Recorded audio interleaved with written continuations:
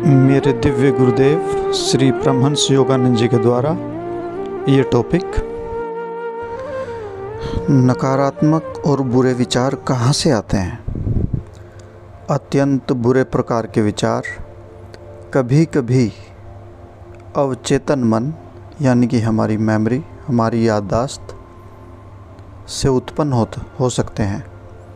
उदाहरण के तौर पर मुझे किसी ने हाल ही में लिखा था, जब भी मैं ध्यान करने बैठता हूँ तो अत्यंत अश्लील बेकार विचार मेरे मन में उठते हैं।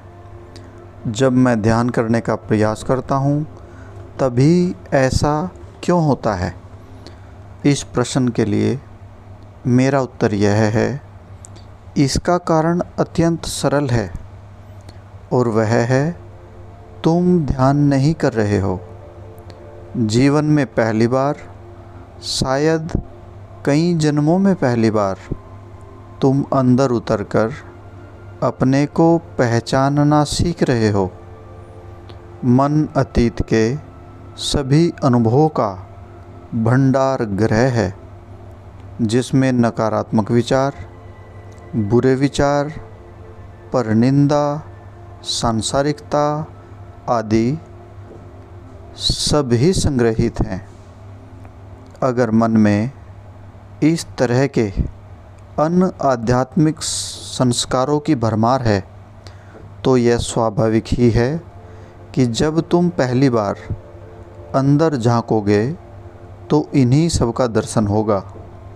ध्यान का प्रयास करने वाले नए नए साधक की चेतना मैले पानी से भरे गिलास के समान होती है, परंतु जैसे जैसे आप मन को स्थिर करने का अभ्यास करते जाते हैं, वैसे वैसे धीरे धीरे गंदे विचारों की मैल नीचे बैठनी या पूरी तरह गायब होनी शुरू हो जाती है और दिव्य अनुभूतियों को स्वच्छ जल प्रकट होने लगता है। पानी मूलतः स्वच्छ और शुद्ध ही होता है, वह तो केवल जब उसमें कीचड़ घुल जाती है तब वह मैला दिखाई देता है। वैसे ही मनुष्य की चेतना भी मूलतः शुद्ध होती है, परंतु नकारात्मक सोच, फालतू विचार, परनिंदा, ईर्ष्या, मत्सर, घृणा और उन सब नकारात्मक गुणों से जिनकी चर्चा हमने की है, उनकी शुद्धता ढक जाती है। जब आप ध्यान में मन को शांत करना सीखेंगे तब आप देखेंगे कि आपकी चेतना का जल फिर से शुद्ध होने लगेगा। ईश्वर के साथ अपने संबंध को त्रुटिहीन बनाने पर अपनी सारी शक्तियाँ केंद्रित करें। आध्यात्मिक निर्देशों का बार बार पुनर्अवलोकन करते रहना चाहिए, यानी कि जो भी गुरुजनों के द्वारा जो धर्म निर्देश हैं, जो उनकी वाणी है, उनको बार बार सुनना चाहिए, बार बार मनन करना चाहिए।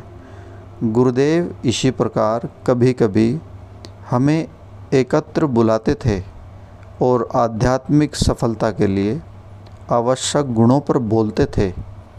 इन आध्यात्मिक आवश्यकताओं के मूल में हमारा सबसे महत्वपूर्ण कर्तव्य है ईश्वर के साथ अपने संबंध को त्रुटिहीन बनाने पर, ईश्वर के लिए अपने प्रेम को त्रुटिहीन बनाने पर अपनी सारी शक्तियाँ केंद्रित करना। हम यह कभी नहीं कर पाएंगे, भगवान का विचार करने का भी समय हमें नहीं मिलेगा, यदि हमारा मन नकारात्मकता से, बुरे विचारों से भरा हो और इन सब चरित्र दोषों में उलझा हुआ हो। प्रभु से बार बार कहो, हे प्रभु, मैं इस संसार में अपने आप को बदलने के लिए आया हूँ, मेरी सहायता करें। आप मेरे लिए जो अनुशासन उचित समझे वही मुझे दो। मैं केवल इतना ही जानता हूँ कि मैं आपसे प्रेम करता हूँ। मुझे आप चाहिए। मुझे अपने आप को त्रुटिहीन बनाना है ताकि मैं आपको पा सकूं। ऐसी प्रार्थना बार बार करते रहें। हम किसी न किसी चीज़ से प्रेम किए बिना नहीं रह सकते। वह कोई चीज़ ईश्वर को ही बनाओ, अपने आप को नहीं, अपनी इच्छा वासनाओं को नहीं, केवल ईश्वर को ही।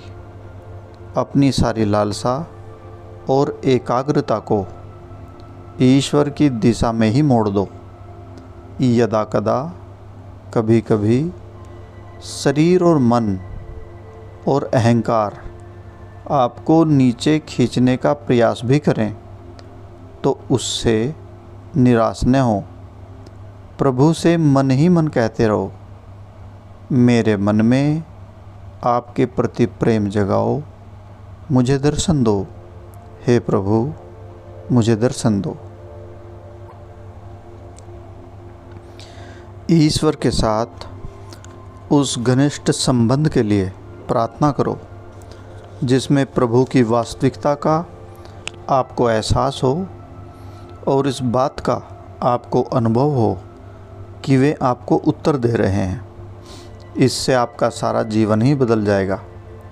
गुरुदेव ने कई वर्ष पहले एक दिन मुझसे कहा था, किसी दिन तुम्हारा जीवन अब से इतना भिन्न होगा, तुम्हारी चेतना इतनी भिन्न होगी कि तुम अभी जैसी हो उस रूप में अपने आप को पहचान भी नहीं पाओगे। तुम्हारे लिए वह पुनर्जन्म के समान होगा। यह प्रवचन श्री दया माता जी के द्वारा। ऐसा ही होता है जब आप एक ही बात जानते हैं, आपके मन में एक ही इच्छा होती है। वो क्या? मैं आप पर अपना जीवन न्यौछावर करती हूँ, हे मेरे प्रभु, हे मेरे प्रभु। उसमें कितना आनंद है।